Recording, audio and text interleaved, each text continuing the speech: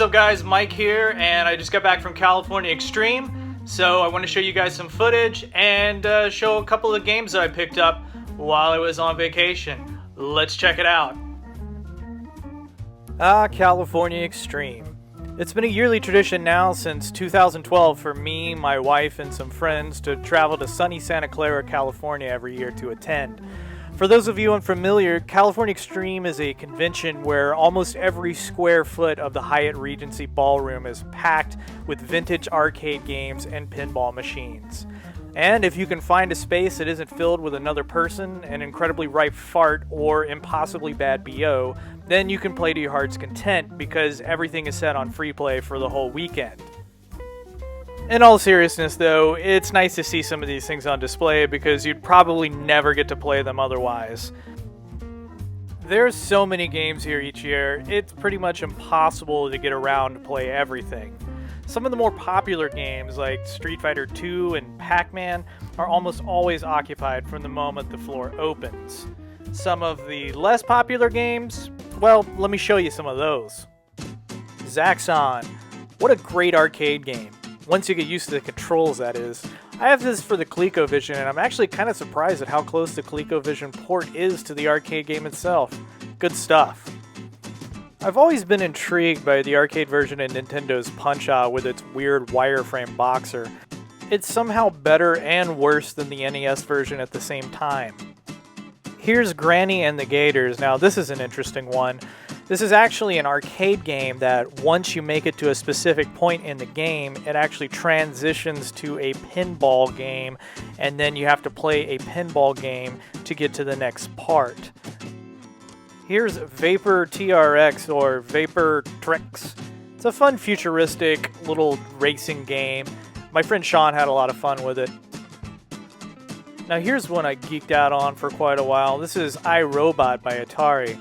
This game was way ahead of its time when it was released. It's actually 3 different little mini games mixed into one. It's a shooter, and there's another little game where you have to run around and color all the squares. It's really fun. I only managed to get one pinball table on film, and that's because my camera battery ran out, but here's Gottlieb's Vegas Pinball. It's fun. Aside from pinball and arcade games, there are also plenty of vendors like my friends Anthony and Carly here who sell video game posters and DVDs. And if you're looking for marquees or hard to find parts for your pinball machine, you can find that here too. Upstairs from the ballroom, there's a separate area where console gamers can come together and play the classics, within earshot of a variety of different video game related musicians and bands. I have no idea who these guys are.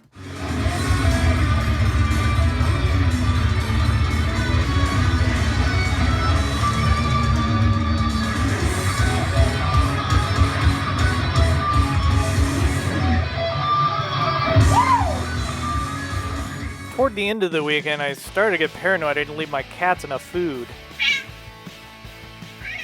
But I had to hit up one more spot before we returned home, so we went to Game World here in San Jose, California. A cool little retro shop that I had been to a couple of times before. As you can see, they've got a nice selection of GameCube games here in a GameCube display case. Pretty neat stuff. Here's another glass case with a Sony PlayStation joystick, as well as another GameCube and some miscellaneous other things. This glass case here is filled with all manner of peripherals, and you can see there are just controllers, stacks on stacks of controllers. A little further to the left here, we've got more controllers and some PlayStation imports there at the top. I kind of panned by them pretty quick. Here are some Xbox 360 and Wii games that he has on this back wall, along with some PS3 stuff. And a little bit further to the top, we've got some rare PlayStation games. Some pretty good stuff up there. A lot of it I already have, so I didn't need it. And moving further over here behind the counter, we have even more controllers stacked on top of stuff. Here's some more PlayStation 1 games, PSP titles. I don't really collect for the PSP, but still pretty cool. original Xbox games here on this shelf. And on the opposite shelf, we've got some miscellaneous Super Nintendo games. These are like his common titles. And then some common NES games here on this shelf. Over in another glass case, we've got some Super Nintendo games, a little more rare stuff, and some N64 games as well. And here is his portable GBA selection, DS stuff, that kind of stuff. Here's some box Genesis games, nothing great. I must say, you have to ask for the good stuff because they kept going to the back and just bringing boxes and boxes of stuff out. He's like, oh, you want NES stuff? Here, let me bring you another box. And he would bring out like 5 boxes of stuff for me to go through. As you can see, I'm kind of going through this one and very poorly filming it. Sorry about that. Let me zoom out here a little bit. Not a lot of stuff that I wanted. There were a couple of titles in there that I probably could have picked up, but I decided to not go with them in favor of something else, which I'll show you here in a minute. Big surprise. This Dragon Warrior kind of piqued my interest, but also a Tengen game. Those are fun. Unlicensed black cartridges. Here is a box of GameCube games he brought out, and there's some pretty decent stuff in there. Super Monkey Ball 2, Beautiful Joe. He also brought out some rare PlayStation games. Here we have Breath of Fire 3, Chrono Cross, and Wild Arms. I believe he brought out this box here of Super Nintendo games right afterward. I kind of just told him I collect everything, and he started bringing boxes out like crazy. In that box, he had a Link to the Past, as well as a copy of Donkey Kong Country, and a copy of Super Mario World 2 Yoshi's Island with the label really messed up on that one. There were a few other things of interest, but nothing I just had to have or I didn't already own. Here's a copy of Super Mario Kart in pretty good condition. Now here's what I'm really after, a copy of Suikoden here for the original PlayStation. And it's in really good shape, as you can see, complete. The disc has absolutely no scratches on it. It is in immaculate condition. I think I'm going home with this. I've been wanting to play this game for a while, and he had it for a really good price, so it was a no-brainer.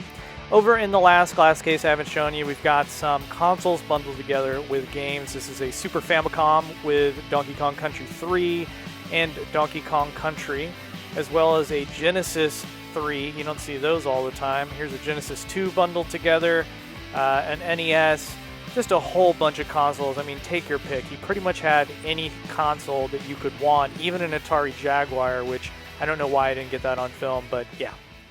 And here's the final haul. I got a copy of Truxton on Sega Genesis, Armada for the Dreamcast, and of course, Suikoden for the PS1 for the low price of $50 out the door. As always, guys, thank you so much for watching. I really appreciate all the views I'm getting, and if you enjoyed the video, please hit that like button. If you're not subscribed to the channel, please subscribe to keep up with future videos, and I look forward to making another one of these for you guys again in the future. Until then, take care and happy collecting.